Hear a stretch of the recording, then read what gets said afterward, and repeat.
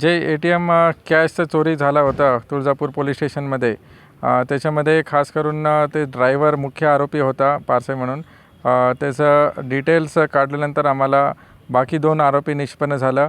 याचा एक pre planned agenda होता की जे ए-टी-एममध्ये पैसे भरायचं होतं कंपनी थ्रू, तर ते काही ना काही प्लॅनिंग करून ते टायर पंक्चर झालं म्हणून सांगून त्यांनी स्वतः गाडी घेऊन नंतर 2-3 गाडी चेंज करून त्यांनी सगळं पैसे अपहार केले होते. टोटल 85 लाखचं पैसे अपहार झाला होता. 420, 409, 406 असं सेक्शनमध्ये तुळजापूर पोलीस स्टेशनमध्ये गुन्हा दाखल झाला होता. ह्याच्यामध्ये फर्स्ट आम्हाला पोलीस स्टेशनकडून CCTV फुटेजमध्ये क्लू भेटलं. तिथून LCB टीम सोलापूरमध्ये जाऊन त्यांचं नातेवाईकडे चेक केल्यानंतर आम्हाला दुसरा आरोपी निष्पन्न झाला. तिथं त्याचं घरी 20 लाखाचं कॅश सापडलं.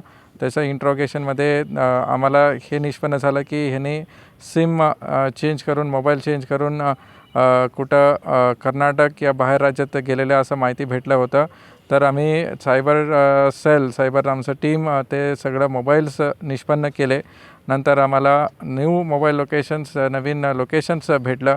तर हे जे 2 आरोपी मुख्य आरोपी होते ते कर्नाटकमध्ये चामराजनगर म्हणून जिल्ह्यामध्ये होते.